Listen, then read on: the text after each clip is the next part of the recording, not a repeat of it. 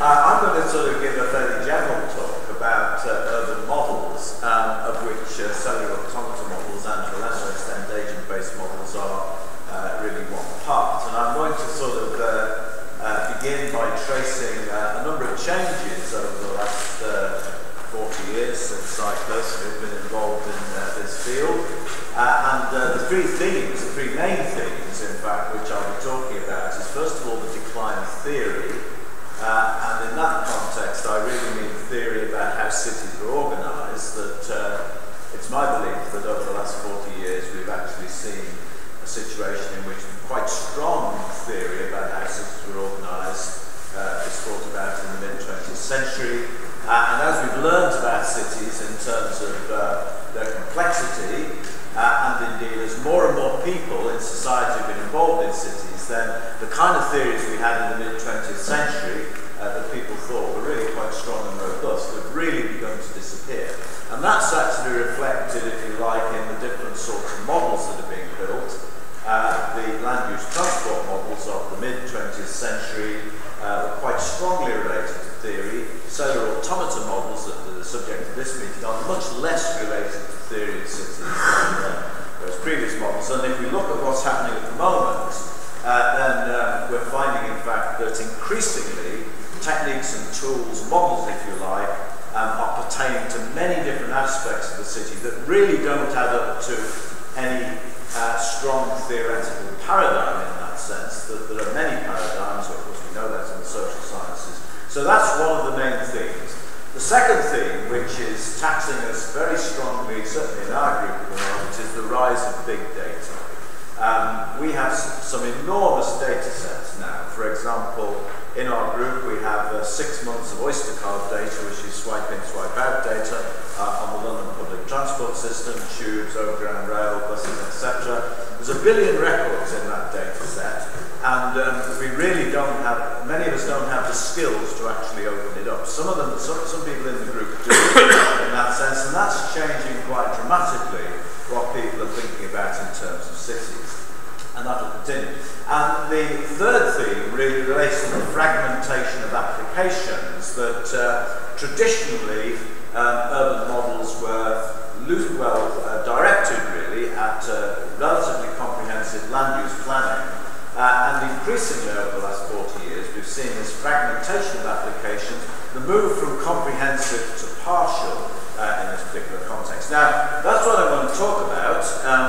Because I actually sat down in a hotel room this morning and actually worked out what I was going to say by pinching bits of slides from various PowerPoints and so on, I was able to actually tell you where you can get it. That if you go to my blog, www.complexcity.info, just go to the blog, and the top post, in fact, is the PDF of this presentation. I brought it up on my iPhone a minute ago, so it actually works, right? Probably it only works for people who are in Portugal, because the rest of us don't really want to switch on data roaming because of the charges involved. But nevertheless, it's downloadable, so you can actually see the PowerPoint at your leisure later on. Okay, so what I really talked generally about what I'm going to sort of talk about in contextual terms, but I'm going to begin by defining urban models as a generic type, because in some senses this would give us a sense in which cellular automata models are really part of a much wider way of looking at the world. It's a relatively narrow way of looking at the world in comparison to people who are looking at cities and urban studies generally, but nevertheless we'll define urban models to begin with, and I'll throw out a kind of generic type. Then I'll really talk about about 4 themes: theory, data, models and policy applications, all of which I've implied so far have changed quite dramatically and are changing with respect to how we're thinking about building models. And then really this sort of key concept, the decline of theory, the rise of data, and refocusing everything on really the short-term issues in terms of cities rather than long-term. That's another theme that will run through my talk. The notion that in the mid-20th century we thought about what happened in the long term to cities in terms of what would happen 20 or 30 years out, etc., certainly in planning. More recently, I think it's true that the focus has shifted very much to the short term. and really where all the action is in terms of thinking about tools for modelling things in cities is very much these days on the very short term, the idea of crises, one-off events in cities, and the idea of routine activity, which is really coming from all this big data. And then I'll really pick three of these things and go back and talk about land use transportation models, which really is what got us into this game in the mid-20th century, in the 1950s and 60s in the United States. They're loosely called LUTI models, which basically means land use transportation interaction models in that sense, sometimes LUTM, but generally this sort of acronym LUTI seems to have been fixed to it. And I'll talk about models that really go from the models in the 1950s in the Chicago Area Transportation Study all the way through to the modern versions of those models, which are MathSims, for example, in Europe, and UrbanSim in the United States. And I'll also make the point that some of those models are quite useful in terms of thinking about this new short-termism, this new kind of short-term thinking in terms of city short-term modelling, which is going on at the moment. Then I'll talk about cellular automaton agent-based models. One of the key themes is that, in a way, cellular automata and agent-based models were really back at the beginning of modelling, once computers really left the scientific lab in the late 40s, early 50s in the United States and began to be used for non-traditional scientific applications, transactions processing, etc., then really cellular automata models and agent-based models were really there. If we get to the 60s, I'll show you an example of what is almost a cellular automata model, which really is a forerunner of GIS. I'll just point to Alan Schmidt's movie, if you like, of the growth of East Lansing in Michigan, basically, which was stitched together using SciMap, and in some sense is an interesting kind of prescient view of how we think about urban development in the modern day through the medium of cellular automata. And then my third aspect will be this new short-termism, the fragmentation of applications, the new plurality of planning, and I'll throw up a couple of examples that we're dealing with in this sense, and then really round it off by talking about, where do we go from here in that sort of future prospects. Okay, defining urban models, a generic type. Okay, now I guess we all sort of in this field kind of relate in some ways to these points, but there are obviously computer models that explain and predict urban outcomes such as land use and activities in that context. The distinction between land use and activities is rather complicated. We often refer to urban models as land use transportation models. Strictly speaking, those models don't actually produce land use, they produce activity that sits on land use in some sense. I think this was an early kind of notion, because land use planning was really kind of central to urban planning in that context. The label sort of stuck in that particular context. But most of these models tend to predict activities, employment and population, and then translate those activities into land use in that sense. So that's really the first point, all fairly obvious in that sense. They're built on mathematical structures in the broadest sense of the word that range from formal and analytical equation systems to rule-based logics. If you open a book like Urban and Regional Modelling or Entropy in Urban and Regional Modelling by my colleague Alan Wilson, then you'll find that all of the stuff in those books is formal and analytical equation systems. Analytical is probably a bit strong because they're discrete equation systems, but generally they're based really on accounting. But they're very different, I think, from the sort of equation systems that underpin cellular automata models that are much more based on rule-based logic. So really it's a kind of a very Catholic view of the mathematical structures, but nevertheless these models are mathematical at the end of the day. They're also applicable at urban scales, from the metro region to the local district level, but rarely outside these scales. These sorts of models don't really apply to national or global in any sense, although I suppose that if one focuses on, say, migration modelling, then you are getting to bigger scales than urban models. But our models will be focused more on the urban scale, and I guess the kind of archetypical example would be building a cellular automata of the growth of development in, say, Porto, for example, or in Lisbon or somewhere like that. So this is really the focus in that context. And they predict spatial outcomes at a cross-section in time, or outcomes that change in time. And these types are really sit on a spectrum from static to dynamic. So invariably they predict spatial outcomes. That's our particular interest, although in some contexts the models can be slightly transformed into aspatial or indeed non-spatial outcomes. And indeed, these types of models do exist in other domains, which are not necessarily spatial.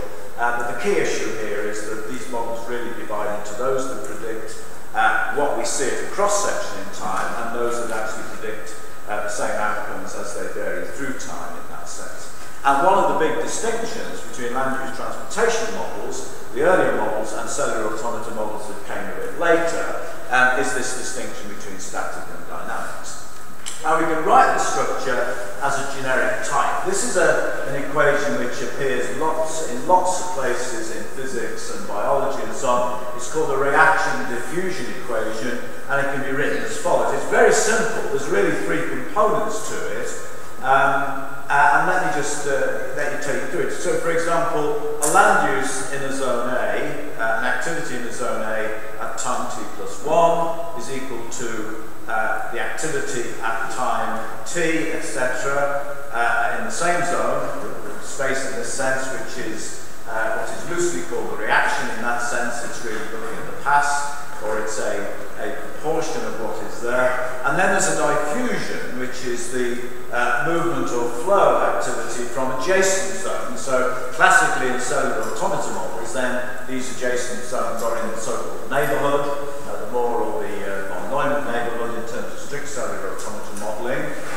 So that's the diffusion component. In a spatial interaction model, it's actually movement and flow from a series of zones, which may be throughout the rest of the system, traffic zones, for example, into the zone itself. And then, in fact, there's a third component, which is the external effect or input, which tends to be lacking or absent in a cellular automata model. Not that it needs to be particularly, but it's very central to many of the land-use transportation models, which argue that there's lots of things we don't know about the system, so we have to put them in that sense, so there's an external effect. So that's a generic structure. You can see it's subscripted by time t and t plus 1. And if we were talking about a land-use transportation model, we'd have to cross that out.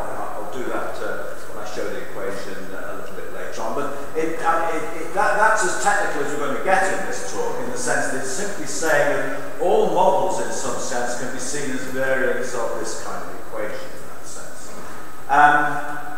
In that particular context, we can suppress space-time, reaction to diffusion, and the external effects, and we'll show that a little later. Now, urban models clearly depend on two kinds of theory. First is the theory of the city, which is absolutely key to the formulation of the model in some sense, that generally speaking, models tend to be transformations of theories into a form that enables you to do something with it, to manipulate the theory in that sense. That's a kind of classic definition in some senses. The argument would be that a good deal of theory building in the modern day is going on under the auspices of a model rather than under theory in a sense. Somebody once asked the question, what happened to central place theory, i.e. Kristara and Lersch? Well, of course, it's still there, but it's now called spatial interaction modelling or retail modelling or something of that sort. So, to some extent, the theory of the city is being embraced in terms of models, but there always is a theory of some sort behind it, even though it may be relatively weak. Now, the second theory, I think, it really relates to how models are used. And this is not a theory of the city, but it's a theory, if you like, of planning. Certainly, in our context, cellular automata models and land-use transportation models have been developed largely because one had a view that they were applicable in some sense to planning. Now, that in a way has also changed as well, in the sense that there are arguments that now many of these models are interesting because they're intrinsically interesting for their own sake.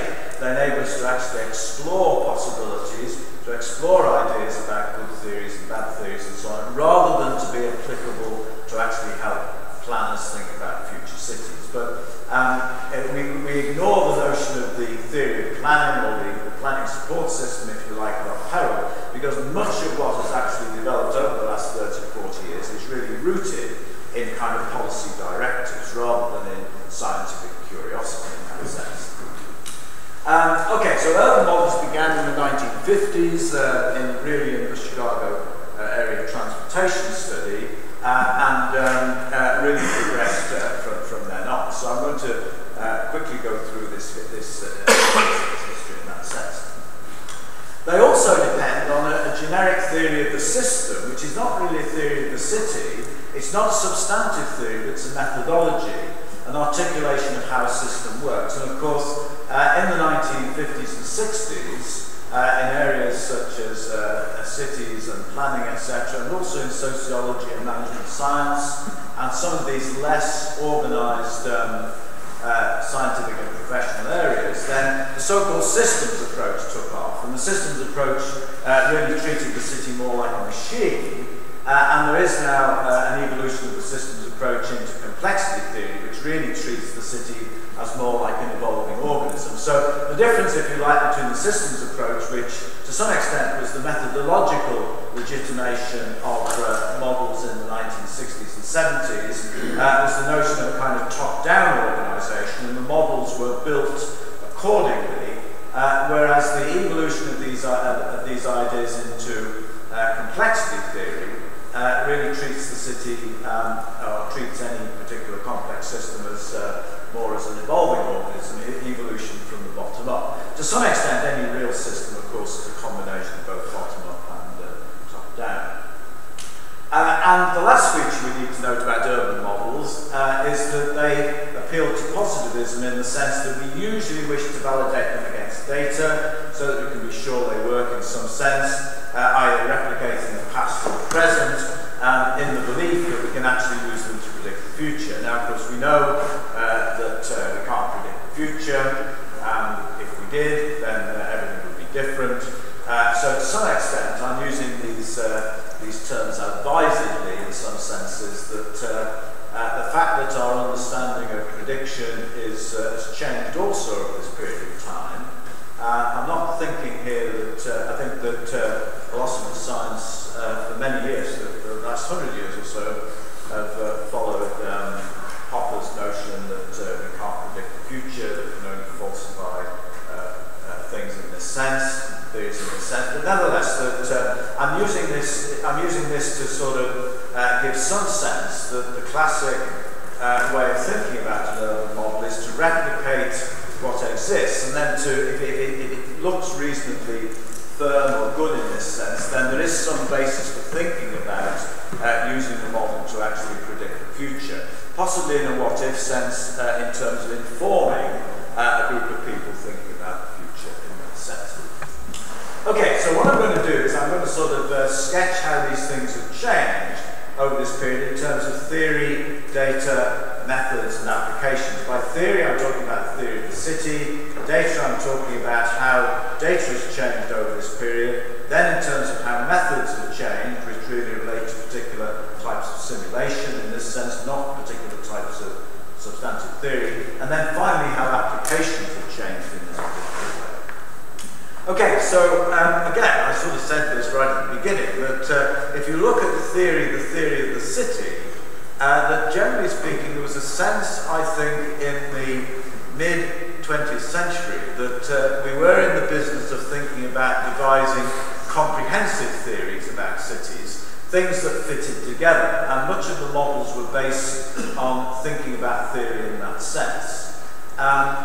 Over the last 30, 40, 50 years, there's been a definite fragmentation of this theory, as people have learned that there are many different aspects of structure and pattern in cities, then the notion that there is a comprehensive theory out there in the city has really become completely fragmented in that sense. So, and if you look at the growth of thinking in urban studies, even the growth of thinking in urban studies that really relates to our own field, which is the idea that we can perhaps put numbers and formula in some sense on these things, then even this is fragmented in many senses in that context. So there are lots of different ways of looking at the city, activity that imply powerful theories, but they don't really connect up. And this is what's been happening over the last 50 years. Now, I don't see personally any sense in which it will all come back together in that sense.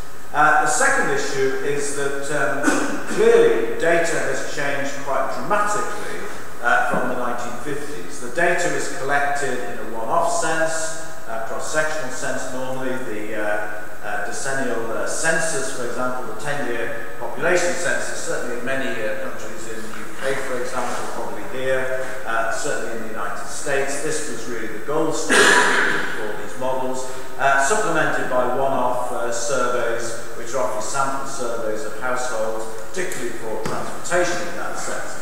All, of course, on the way from small data to big data, somewhere around the 1990s, things became digital. If you look, for example, at the difference between paper maps and digital maps, then, for example, the Ordnance Survey, which is the British National Mapping Agency, was in the business of paper maps until about early 1990, etc. The census was still in the business of putting stuff on paper, really until the early 1990s. And it was really that decade of the 1990s to the 2000s that really turned the stuff into digital data. So, for example, if you look at Ordnance Survey data, national mapping data, then essentially by 2000 it was street lines had been digitised, parcels, etc.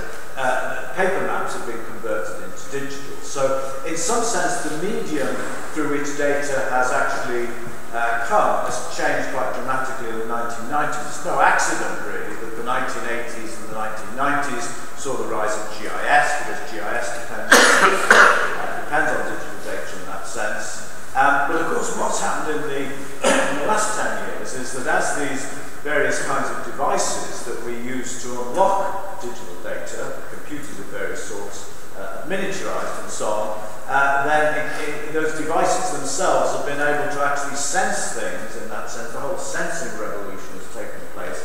And this is what, of course, is changing the nature of our field from one of small data into one of big data. That what we had on the London Tube system back in the 1980s, even the 1990s, was tiny compared to this billion record data set. And it's a billion records over 6 months. In 10 years' time, as that data streams through, we'll be talking about really enormous data sets from which we'll not only be able to look at short-term change, but also at very long-term change at that point. So, although there is a sense in this diagram of moving from comprehensive to fragmented, and from thinking broadly in the long term to thinking about the short term and sort of thing, it could well be that the long term will reassert itself when we get into the 2020s and the 2030s, as all of this big data builds up and we're less interested in it from looking at short term things, looking at long term things. Methods, the whole systems approach through to complexity really sort of explains all of that. And then in terms of applications, applications mirror to some extent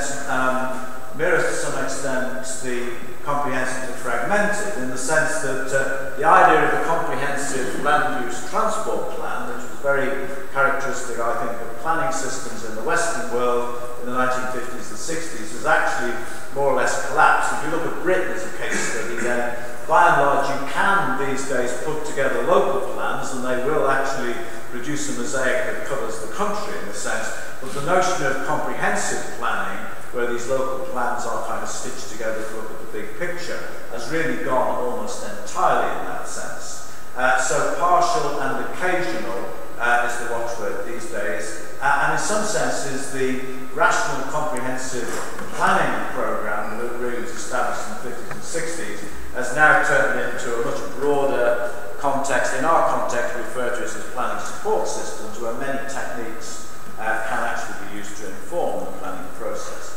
Okay, let me throw onto this canvas the different types of models. Roughly, in terms of the chronology, there's really three that there's two that we're mainly interested in, and that is, I'll go back in a moment and put these on again. We're really interested in the red and the blue-green box, which is the land use transportation and the cellular automata. I've thrown 4 other types onto this canvas because wrote a paper which I referred to at the end in a book called Agent-Based Models of Geographical Systems that Alison Heppenstall and some of us edited this last year. And in that book there's a paper by myself, a chapter, which deals with 6 types of urban model in that sense. And although I'm only really going to concentrate on the land use transport and cellular automata and less on the agent-based or the spatially econometric, the microsimulation and systems dynamics, I throw these onto the canvas because they are definitely comparable and slightly different approaches. Really, the land use transportation, the spatially econometric and the systems dynamics type approaches really dominated in the 60s and 70s. And the cellular automata models that we're talking about in this meeting came onto the canvas really in the late 80s, the 1990s in this context, very much related to GIS, I should say. And then agent-based models represent a kind of loosening of all of this in some sense that you can also see in this, that the only set of models really which are rooted in the theory of the city are land use transportation models. The rest of them are techniques of modelling which are more to do with methods than they are to do with theory in this particular context. So in some senses the evolution has been, as theory is lessened in that sense, has been through from land use transportation to agent-based models, which in fact is really a point of view. Rather than even a modelling methodology, which systems dynamics and cellular automata clearly are, agent-based is almost a point of view about how you could articulate the system in that sense. Okay, so that's my notion about the changes over these teams. So what we've seen is a gradually loosening of theory, a gradual abandonment of comprehensiveness, a much more pragmatic approach to applications, and a concentration on data. And GIS is part of this. So is the idea of the smart city of data everywhere, accessible anytime, anywhere, and that's what I'll come to towards the end of the talk. Okay, the other features that I mentioned too, which have changed over this period, are static to dynamic, aggregate to disaggregate, spatial to temporal, simple to complex, and comprehensive to partial. These are all themes that run through this. They don't relate to the boxes saying theory data particularly, they cut across these things, but they are all characterizations of how our models have changed during this time. And so what I'm really saying here is that there's a major paradigm shift now occurring in which the theory of the city, as far as there is one, is under intense scrutiny. Nobody really believes it anymore in any sense. There are many different kinds of theories relating to what's going on in the city, such as theories on mobility, etc. And there's now a focus on much more routine, localized change, short-term dynamic change, not long-term change.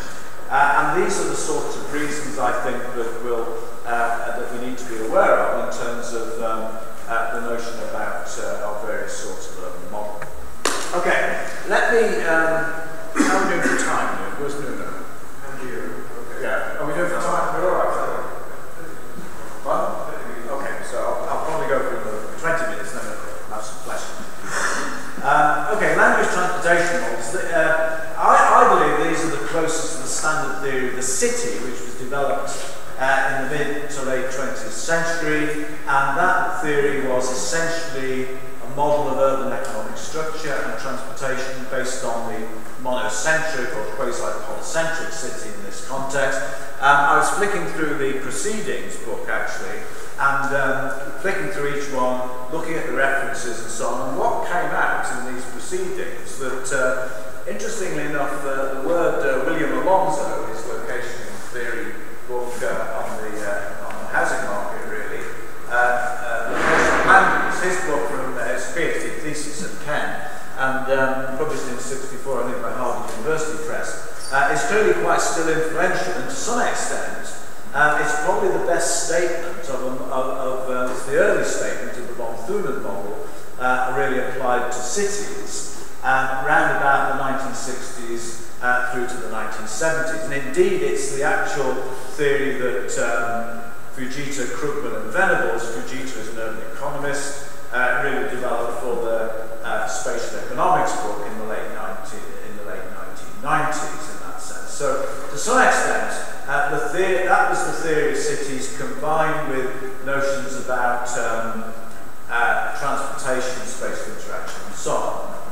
Okay, let me show what it all is. Now, this to some extent is that theory. This is the von Thunen model that is reasonably elegant. Von Thunen, of course, was a German farmer, count, baron, whatever, who lived in Saxony and wrote his book, The Isolated State, in 1826, which basically said that when he looked at his agricultural estate, he found that furthest away from the point of collection, the market in some sense, at the centre, the farm at the centre, where all the produce was collected to be shipped to all the markets, etc. This was the least valuable cultivation, and then the most valuable cultivation was nearest the centre, and in some sense this was an agricultural land use model in some respects, which suggested that perishable goods, etc., market gardening, etc., would be close to the centre, they have to be shipped quickly, and they could afford to pay more rent in that sense, versus things like forestry, which could be well away from the centre, which had a relatively low economic rent. And on that basis, the idea that the rent profile, you can see in this context, this was his little model that enabled you to actually fix these rents, in a sense, to have this rent profile really related to the land uses on the farm. Now, that particular model was popularised in Britain in 1960 by Michael Chisholm in his book Rural Settlements and Land Use, but it was also picked up by William Alonso in his thesis and really became the basis for the development of urban economics that proceeded apace between about 1960 and about 1975, 1980, and various people are associated with this. Robert Solow, the Nobel Prize winner at MIT, was involved at some point in it. Of course, Krugman has a Nobel Prize too, more recently in that sense. So, to some extent, you can actually see how this model works. That you can see one of the pictures here on the immediate right-hand side, two down, is the kind of rent surface. If you then begin to distort this particular picture by putting in transport routes, it changes accessibility, and there's a little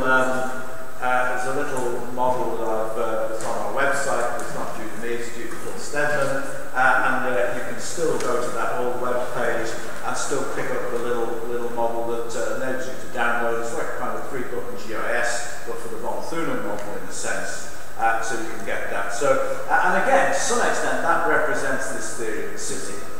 Now, the first model, not the first model, there were many models built from the 1950s onwards on the idea that cities were monocentric. The Chicago Area Transportation Study, that is Chicago, and that is called the, I can't remember what it's called, it's some sort of digital cathode ray,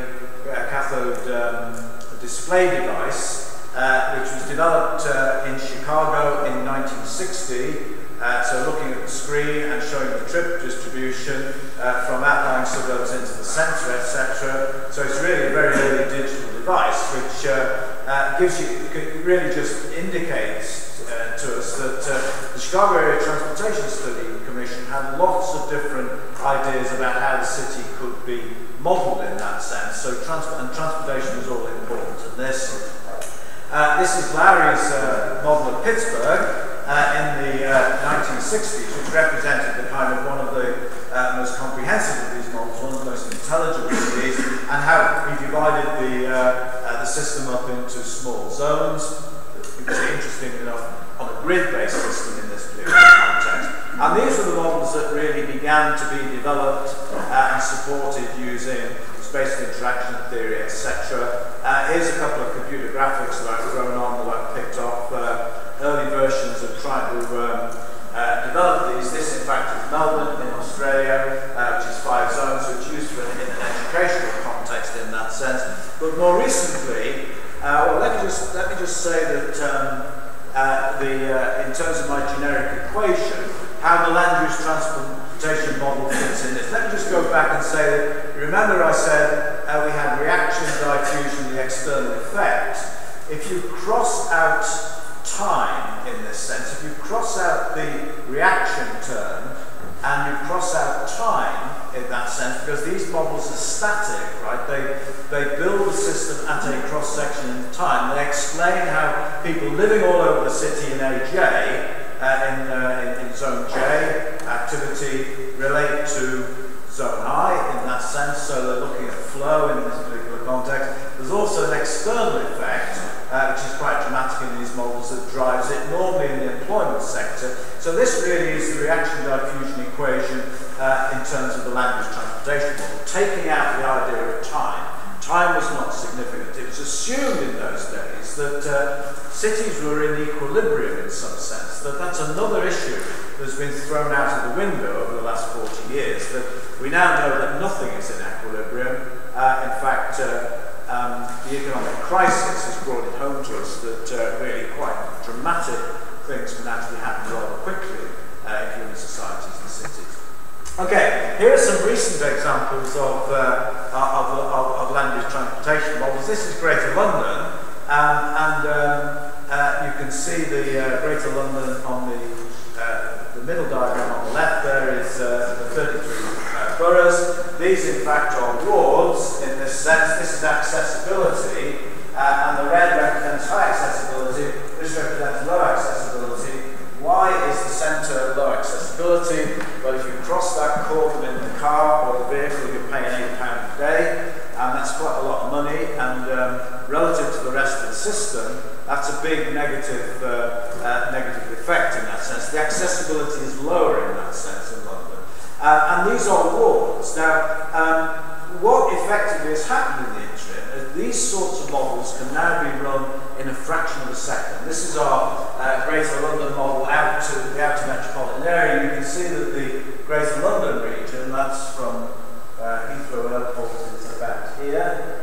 Okay, so give you fixed ideas. In that sense, we're talking about, this is Reading over here, this is Reading, this is Southend. So our bigger model of London can run very quickly and essentially has many sectors, a lot of disaggregation, but essentially it's based on the same sort of cross-sectional static theory that was really around 30 or 40 years ago in that sense. So these models have continued. I mean, to cut a long story short, there was a period after the great wave of these models in the 60s when the models were regarded as being data hungry, the computers were not fast enough to run them, etc. But events have overtaken that. Douglas B. Lee wrote his Requiem for Large-Scale Models paper in the Journal of the American Institute of Planners in 1973. Many of his issues that he identified as problematic in those models have disappeared because of data and computing, although theory and policy and relevance, which were some of his issues, are still quite key in this particular context. One of the features is that these models are useful because they produce numbers in some sense. They produce numbers of trips, numbers of flows, locations of population, employment, and so on and so forth.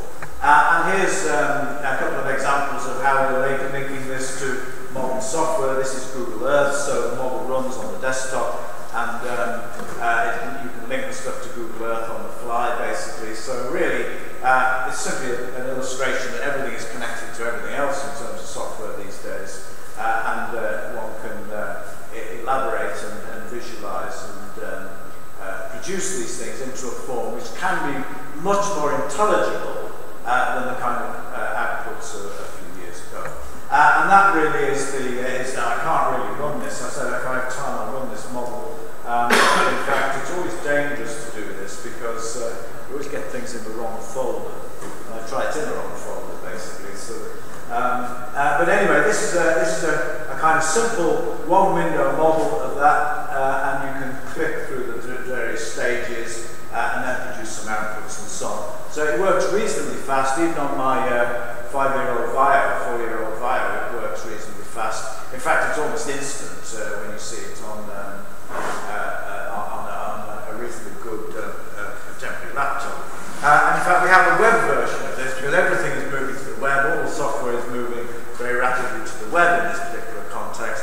And obviously, all of this is being driven, if you like, by the notion of trying to open up these tools to stakeholders themselves, other scientists, policy analysts, and so on and so forth. Okay, cellular automata models.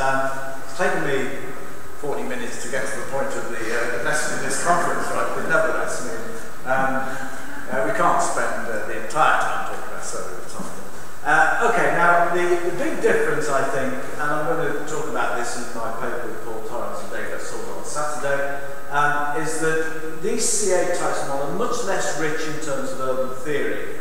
But that is not a criticism in some sense. There are very good reasons for this. They're essentially dynamic and built from the bottom up in that sense. And we can see the difference in the reaction diffusion equation if we strike out the reaction, although it's possible to have a reaction in a cellular automata model in that sense, and we strike out the external effect, then essentially the cellular automata model, the heart of it really, relates to this notion of this degree of influence. This is the neighbourhood in this sense, and these are the effects in the neighbourhood that are somehow scaled to produce some change in the cell, which is the central cell of the neighbourhood, cell I in that sense. So this might be a function which simply looks at surrounding cells in the neighbourhood and makes some kind of cellular cell state switch, as it were, on the basis of its value in that sense. And that, in essence, is the way a cellular automata model works. Now, I do appreciate that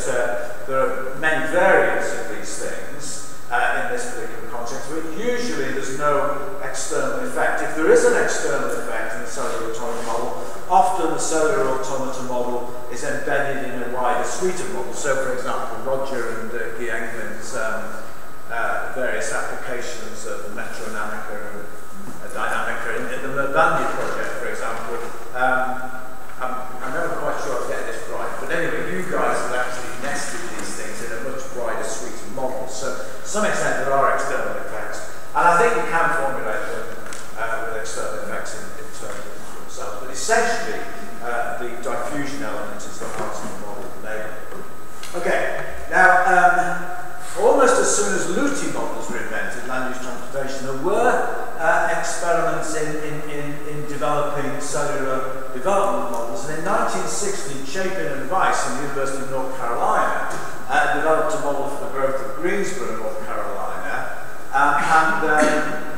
In fact, this is really a very far-sighted, well, it wasn't that far-sighted. I mean, basically, they were interested in how a small town in America, which was growing rapidly in terms of speculative development, etc., how they could model and explain the development process in that sense. And if you look at those reports at the time, they do look like cellular automata models. Now, much the same time in the 60s, a little bit later perhaps than the first land use transport models, Alan Schmidt, who was ultimately the director of the Harvard Computer Graphics Lab, from which a lot of GIS and stuff came out of in the 70s, he built an urban development animation which was sort of precursor to rapid-based GIS in 1967, and so good that it's worth showing. I can't actually run the movie here, but I've got some snaps from it.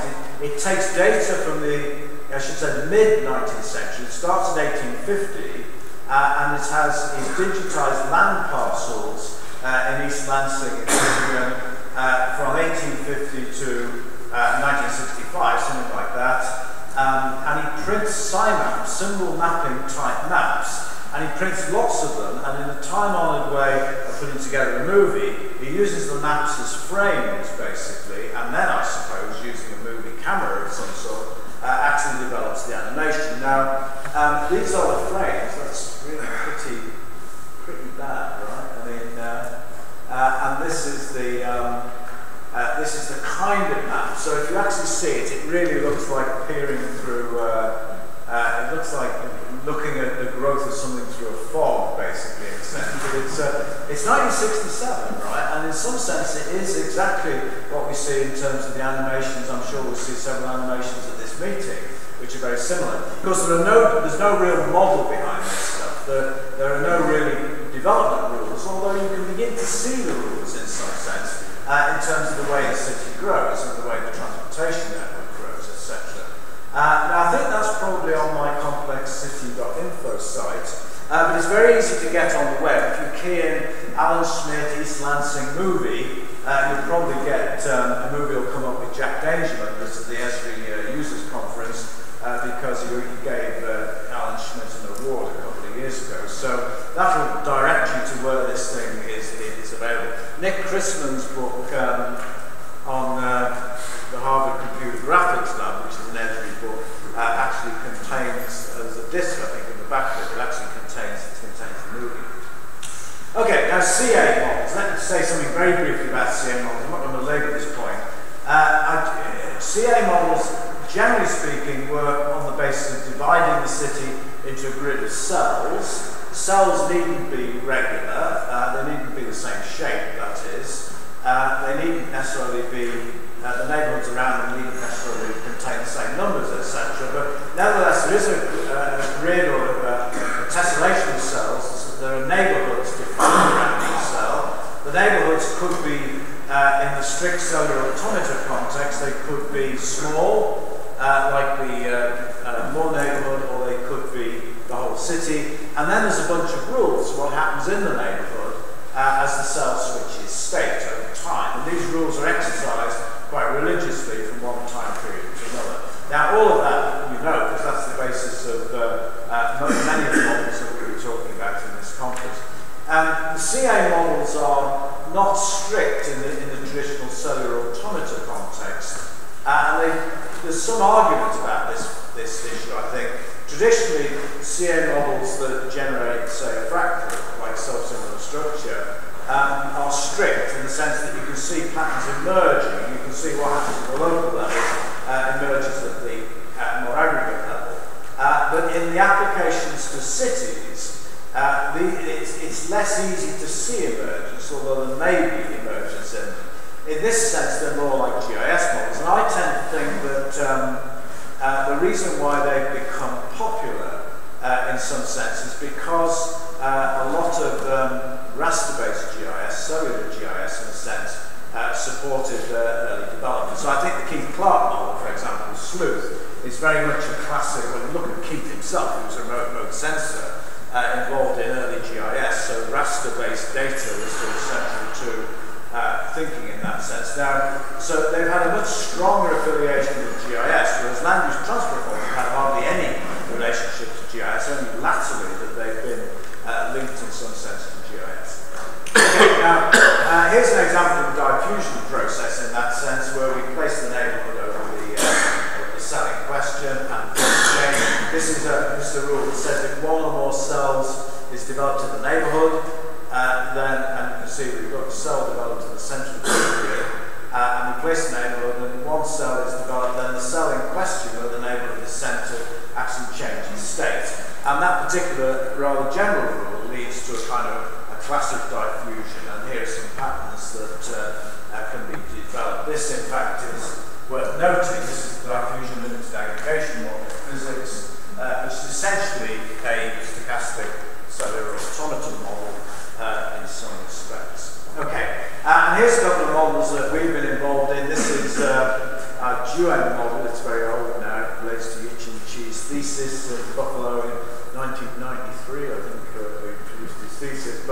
And then Stanley's son wrote the code in about 98 to actually make this thing work. We never used it as a model such as Keith Clark's Sleuth or Roger and Guy's various models in that sense. It was never taken to the point where it would be used in an applicable sense, in the sense. But you could read in maps, etc., of this sort and look at development patterns in a way. It was more a pedagogic model rather than an applicable one in a policy sense. Here's something we developed in West London recently. This is Kirill Stanilov's stuff, and this is the West London model. He's taken a slice through, you can see the Greater London boundary. He's taken a slice going out west from the centre near Paddington all the way west, including the airport, Heathrow. Because if you slice London in this way, then you do see some interesting development, very similar development. This is a very different sort of cellular automata model. It's very localised. It uses Metronamica. I never know who to. It's credited to you guys, right? But we got it from Ricks, basically, from Hedwig, you know, so, or I think we paid for it. I think we did pay for it. I think we paid for it, right? I'm absolutely sure. Anyway, so Kirill has developed, and this is quite an interesting model because it is it's very painstaking development of the local sites. It's not an ambitious model in some sense. Kirill Samov's an designer, basically, by training. He was very interested in how these land parcels were developing. And what came out of this application was some quite interesting notions about the fact that local development did constrain, in a short-term sense, what happened afterwards. One of the findings really was that you could see this to some extent from the maps themselves between 1875 and 2005, but they were very characteristic once we built in simple rules in a sense. And here, for example, is the observed and the predicted, the one which is the actual on the left, and then the predicted on the right in that sense. So, and again, I mean, there are many of these types of applications, and they all have slightly different, or even quite wildly different rationales and applications in that sense. Okay, let me try and begin to wrap it all up and look at what's happening at the moment in terms of modelling. I guess my point is that the theory behind cellular automata models is relatively sparse in comparison with the theories that go on in terms of spatial interaction models, because spatial interaction models, at least in principle, do tackle this question of housing markets, employment markets, how prices are determined, demand and supply, as well as transportation in the demand and supply context, capacity constraints and so on. The cellular automata models don't really deal very well with transportation per se. They really deal with development, although accessibility is often added in as a proxy for transport in this particular context. Of course, we can actually develop, and there are versions of cellular automata models where road systems are also thought of as cells in some sense and can be developed that way. So there are no strong constraints on what you can do with any of these approaches, and you do find things that merge from one to the other. Okay, so the last set of examples are not really models at all, but they're more or less manipulations of data, and this is the shift that's been occasioned from the long to the short term. Many of our models look at the long term, but what's really happening, I think, is a reconcentration of interest, or maybe a new concentration of interest on things that are happening in the very short term in cities, driven very largely by, I think, an interest in the short term.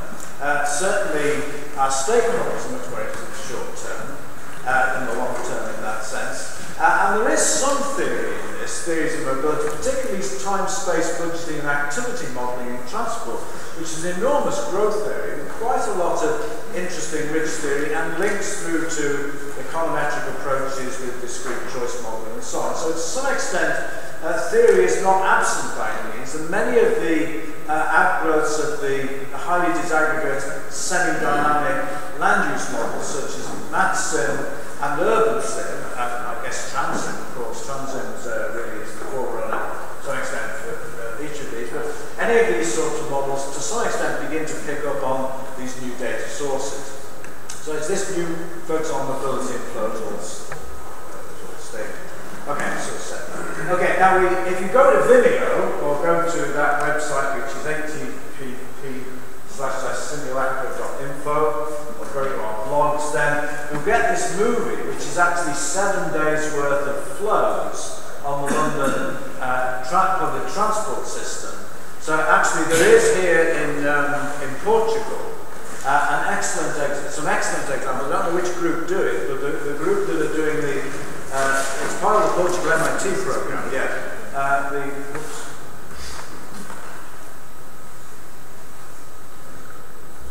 It's part of the Portugal MIT program, and there's a very nice blood flow model of Lisbon, and there are several variants in that sense. So we actually quite unashamedly copied but credited the Lisbon people with this. The idea of the blood flow analogy is central to the notion about how cities are sustained, networks, etc. These are new ideas, I think, that will lead to new theoretical perspectives on cities, but they won't be connected up into, in my view, into any big grand theory. Okay, so that's our oyster card data. In fact, it's remarkable that there are many application programming interfaces, APIs out there, which you can query and get data on what's actually happening in the city. These are tube trains coded by the lines. If you key on that, it says that this particular train, there's its ID number, it's located between St Paul's and Chancery Lane, it's travelling westbound, and it's got 30 seconds to go until you get to the station. Now that's all in real time in a particular context. Now the next slide, I think this will work. Yeah, so these are tube trains basically, now much accelerated in some sense. Now, of course, many people here know that cellular automata models have been and can be used for looking at traffic in some sense. Our obvious next step is to begin to build models of this data. But the data, of course, is very rich. It disappears as well. The data is very rich in that sense. So, in other words, we're actually beginning to think about using some of these techniques for modelling systems of this kind. What we're really interested in this kind of stuff, and this...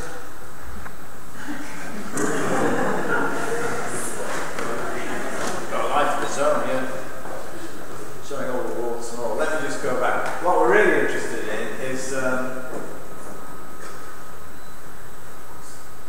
What we're really interested in at this point is, let me get back to that. We're really interested in disruption, right? If you actually look at the network science literature, lots of the new ideas about complexity theory in cities, you find that disruption, cascading systems, disruptions, etc., are all important. It's kind of a hot area at the moment. And so, in some senses, we're interested in how a tube train breaks down and gets late, etc., how it affects all the other trains, but more particularly, linking these vehicles to the actual passengers. So, somebody getting on a tube train that is delayed, it doesn't really matter if somebody's on the tube train when it's delayed, even though it's delayed, somebody getting onto the train, doesn't really matter because these things are coming all the time. So, in other words, it's quite a complicated kind of problem. It's a very micro problem in some sense, compared to the kind of things that cellular automata and urban models have done in the past. Okay, we have another project in Qatar which is to do with bikes. We have a bike enthusiast who has every site in the world of public bikes. This is very nice data. Public bike scheme, it's about 10,000 bikes in London now. When it was turned on 2 years ago, the data, every bike ever taken out and docked into these things is recorded as an ID, etc. So we can animate and visualize how these things particularly change, etc. and so on. And again, potentially there are modeling implications, but this is really data analysis in some sense. And here's, and this is really pretty crude stuff. I mean, basically the Twitter API, it's about to go off stream next March apparently, enables you to visualize tweets, etc. And in some senses, interestingly enough, the monocentric city, this is the density of tweets in Greater London, is shown in this particular context. So these are all simple examples of new data sources that can lead to new kinds of model and applications of models that we've already got, but are not being used in the same context that they were originally developed for in this particular way. But as I say, I stress the fact that these things are very close to the data. Okay, future prospects. I think I've given you a glimpse of, I think, where we lie in terms of urban modelling. I'm not actually passing any strong judgments about whether any of this is good or bad. I take it as a reality in terms of what's actually happening. I do think the focus on the short term rather than the long term will change our ideas about theory. I also think that that will change again once the short-term data becomes long-term. That's what I said earlier on, that these archives of data will be built up and people will begin to mine them, in fact, the long-term trends within the short-term. And that is something very new in a sense. We've never had that ability in the past. Models like Urbanson in that sense are key to this to some extent.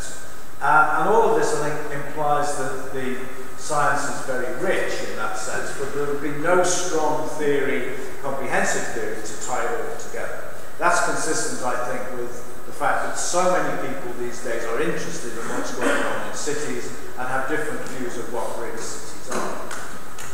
Okay, so really this sort of just summarises the point that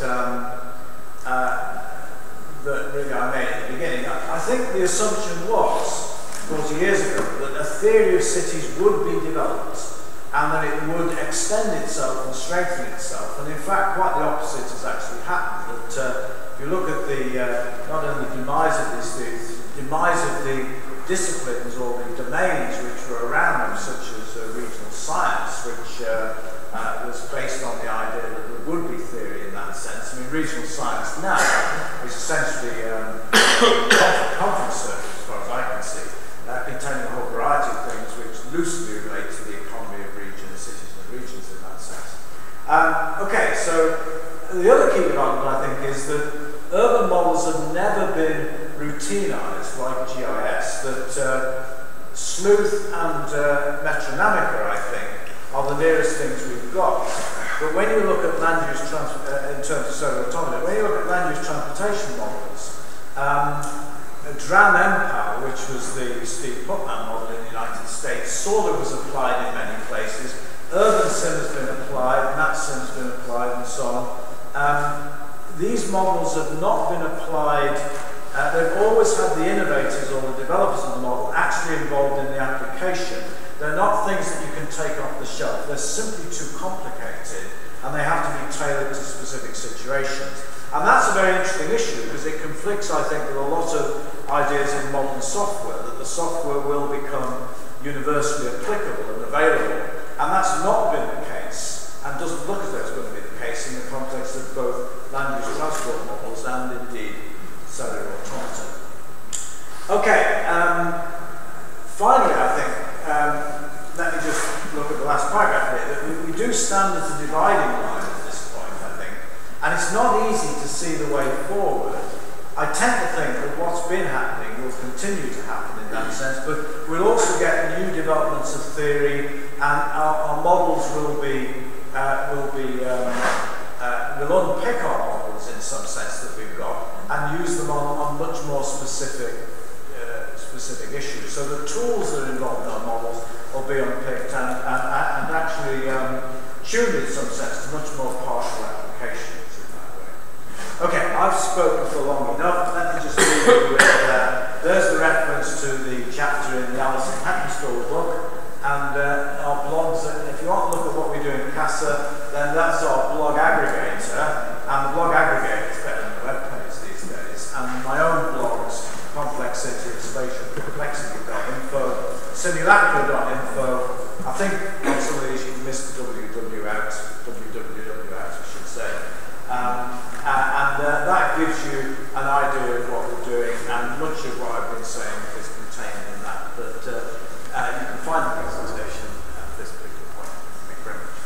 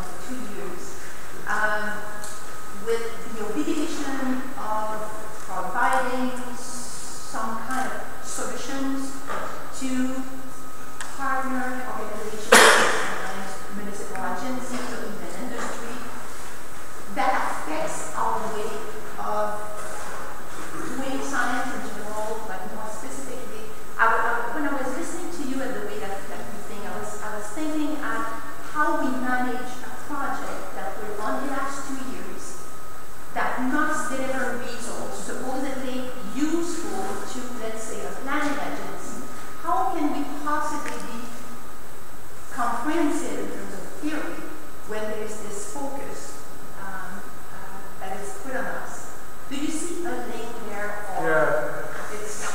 To some extent, it's a sort of our attention span, really. I mean, our attention spans are always foreshortened by the nature of the context in which we have to exist. I mean, I always thought that one of the interesting things is that certainly earlier on in my career, I was very involved in the 70s in spatial interaction modelling.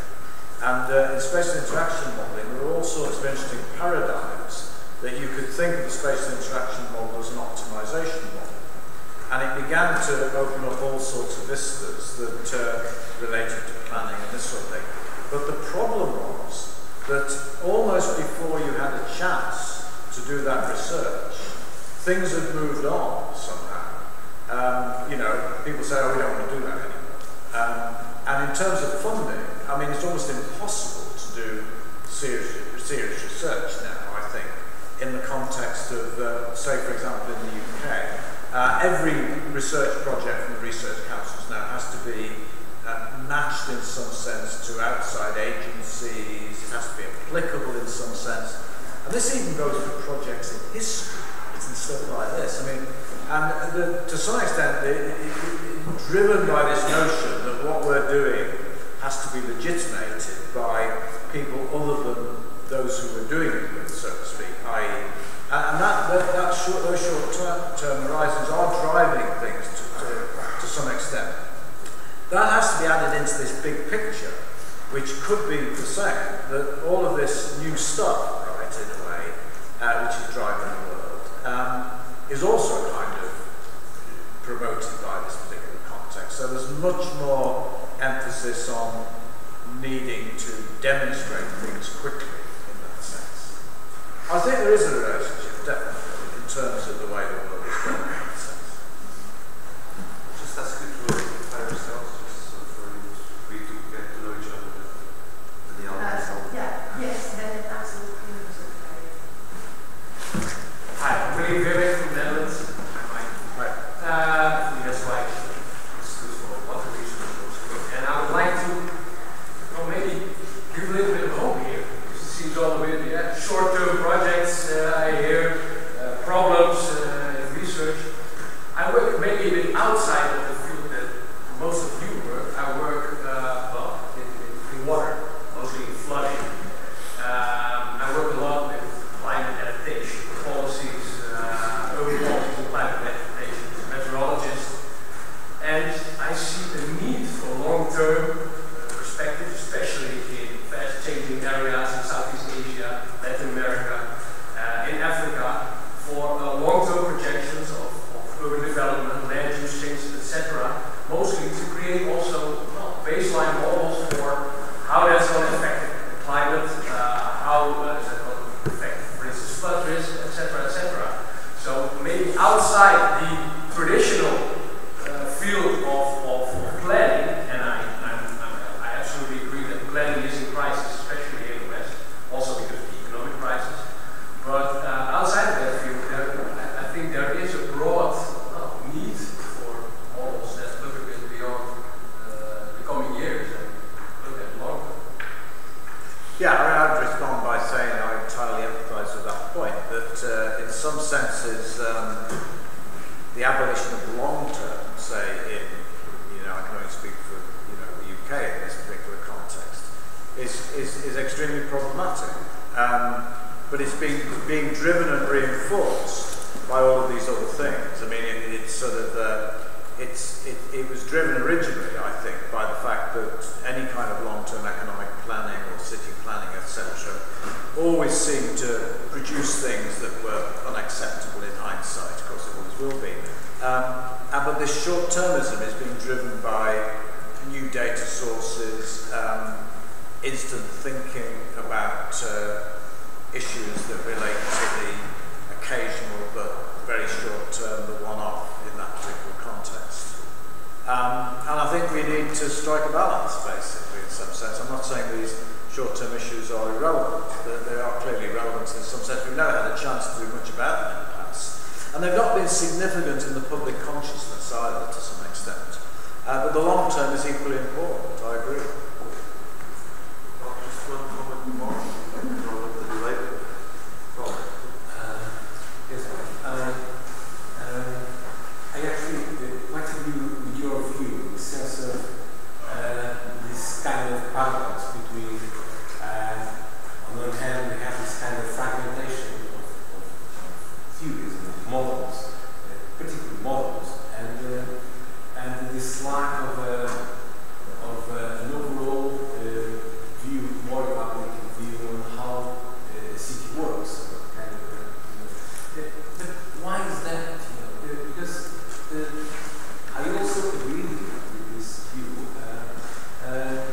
But my question is, why is this?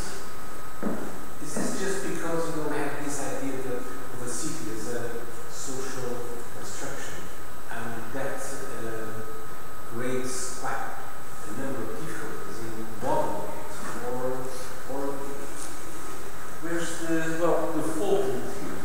I think one of the issues is, I mean, this is rather glib sort of comment, I suppose, but one of the issues is that it seems to me that, and to many people I think, that our cities have become more complex.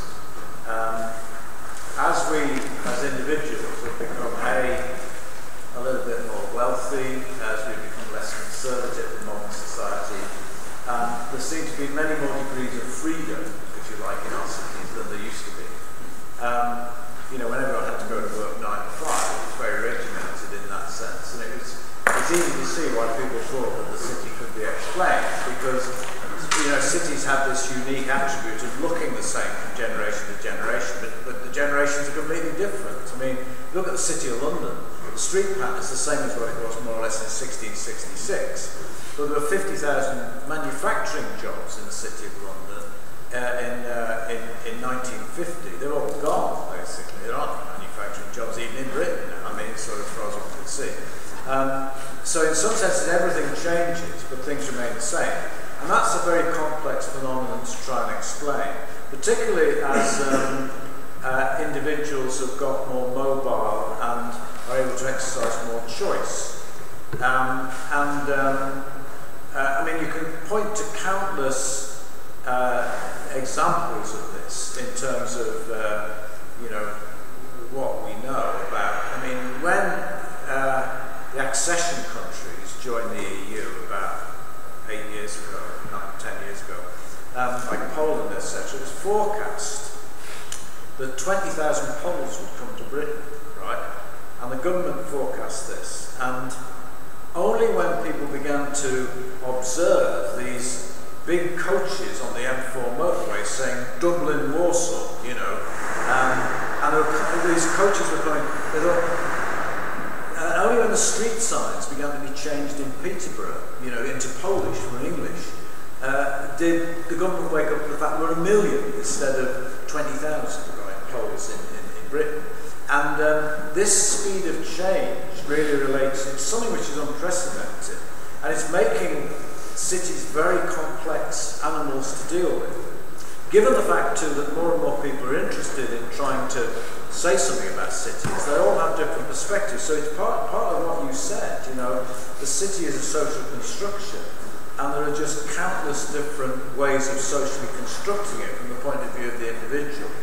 We can push that too far, but it does mean that there are many more complicated patterns in cities than there used to be, I think. And so our ability to predict is actually falling quite dramatically. When the Olympic Games came on, Transport for London and the government predicted that there would be gridlock, right, on the system. In fact, it worked perfectly, because basically people voted with their feet, they stayed away. The other thing that was predicted completely incorrectly was that London would become a boom town, and all these people who went to the games would actually spend money in the shops. What happened was that retail sales fell through the floor, basically. That we reckon there's a couple of percentage points on the GDP that have actually fallen off because of the Olympics, not, you know, and they thought it was going to be exactly the opposite. So many counterintuitive effects in cities, I think, which make it difficult to know what to theorise about. I mean, I think that's one of the issues.